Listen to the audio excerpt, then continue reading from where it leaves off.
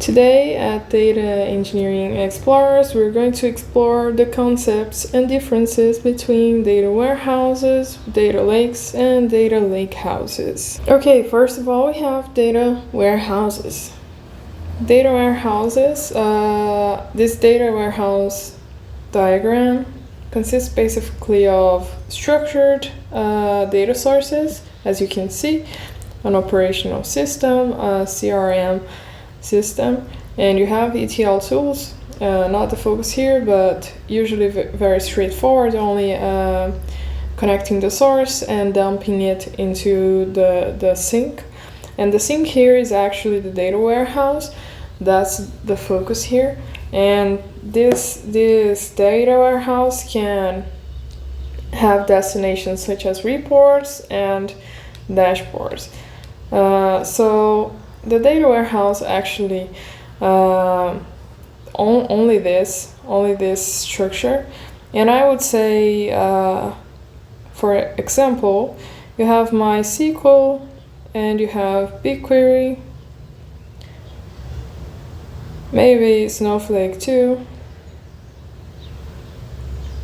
as examples of this structure, and only this specifically has the compute engine, the storage engine, the catalog, the table format, the file format, and the storage itself. And many of these things you have no idea that it has because it's so coupled. It has many layers and you only interface with the storage engine. So yeah, that's basically it. It's a very coupled solution, and it can handle structured data well. It works great with business intelligence because it has structured data that's required for dashboards, right? But you have storage at high costs exactly because it is a black box, let's say, and you have storage with high cost because you don't have to handle a lot of these parts, and it's a rigid system, but it's ACID compliant. As I said before, in another moment, you have great importance on ACID compliant handling of the data.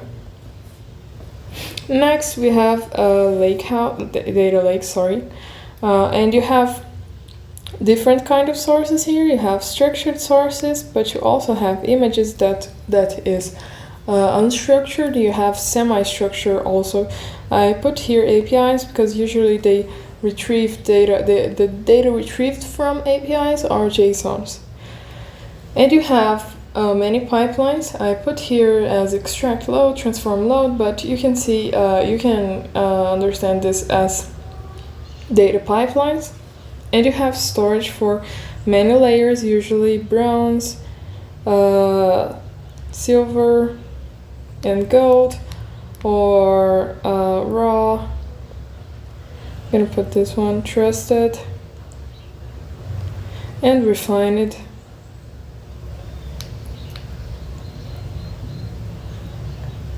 Sorry for my writing, but you have storage, and you have inside storage you usually have file formats.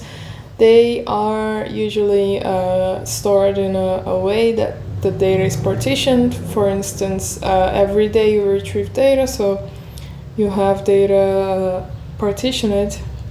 That is having folders for each of the dates that you retrieve data from.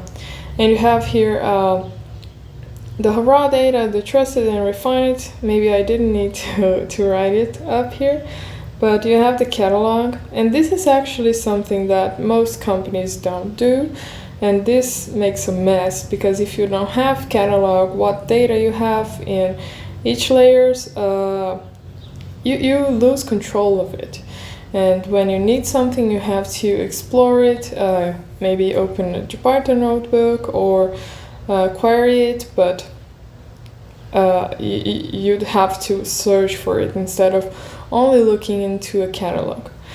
But you have the query engine. Maybe the query engine is actually linked directly to here. You have some services that do that. For instance, you can read Parquet files with AWS Athena.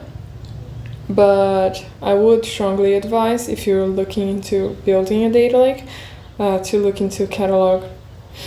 And you have destinations. I even put here different blocks for the destinations. So data lakes can feed data for ML models, AI, and also dashboards. So it depends on how you structure your data and what is your data, really, because you can't put images. You probably can, but it's not very used. It's not a common use case, but you can put images in your dashboards, right? Image data. So that's basically it, and you can see that this structure, the difference from warehouse and lake, is basically decoupling all of the structure. So instead of having all of those features that we listed in only one service, let's say, you have it in multiple services. So here we have for data for storage and file format, you have it on one application, let's say. You have Catalog as another, and the query engine as a compute engine, and perhaps a table format. It depends on what query engine you're using, but you can see that the data lake has it is very flexible. I would use this word to describe the main difference between warehouse and data lake. The data lake is way more flexible. It can handle well semi-structured and unstructured data, and also can handle structured data. It works great with machine learning and AI.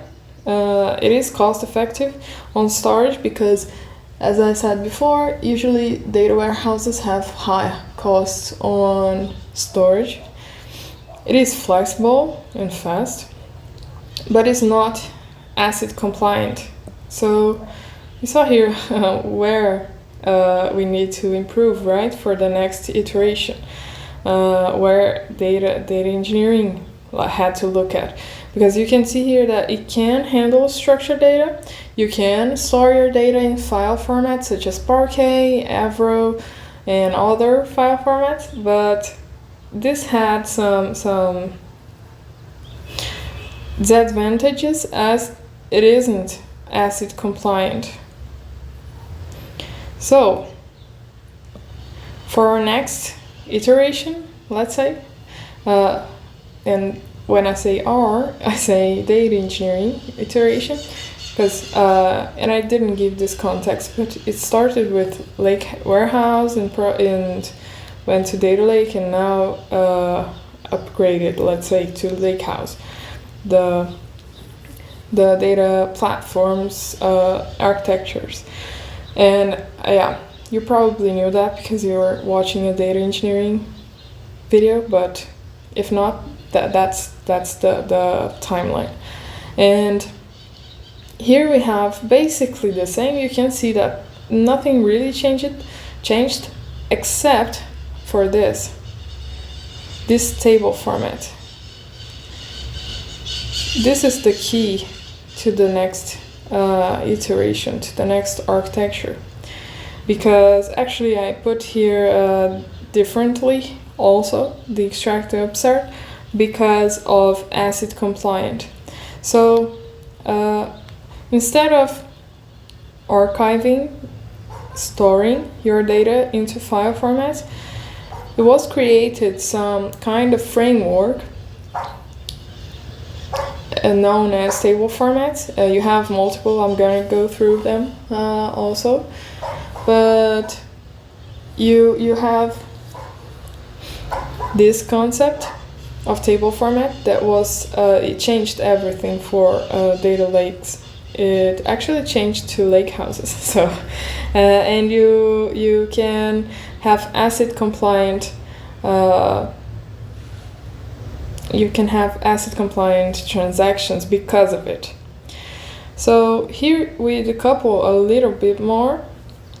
We have something that we didn't have before on data lakes, that is storage engine. And let's remember that storage engines are the ones that are able to do ACID compliant transactions.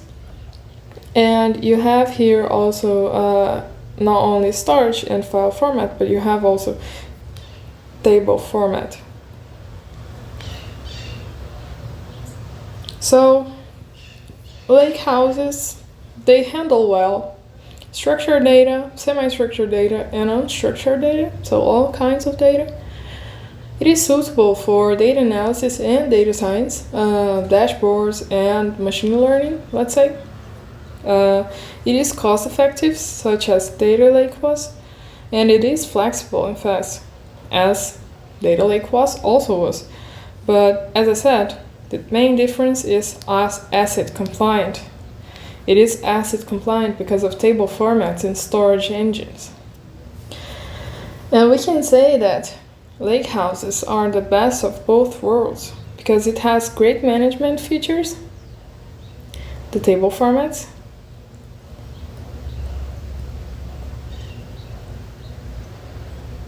and it is scalable and agile, such as Data Lake was already. So we have here, actually, the main difference is table format and storage engine. And again, maybe I'm saying this too much, but this is to emphasize the difference, because I see many places you have concepts of what some Lakehouse formats are and etc., but people don't understand what's the difference between a Lakehouse format and the file format. And I say Lakehouse format because some people will use it instead of table format, but I think it's more suitable to use table format. Nevertheless, it is just a name, and you have this main difference. You have storage engines making ACID transactions to table formats. So you have, there you have it. That's the difference. That's the only thing you need to know between the difference between Lakehouse and Data Lake. So if you're interested, here in the channel we have a project, an ongoing project. I'm gonna link the playlist down below, but we're going to develop a high-value platform, data platform, in iterations. So you deliver value quite quickly and also improve on best practices. So if you're interested, please give it a look. And if this video was helpful in any way, please give it a like, subscribe, and leave a comment if you want to. Until next time.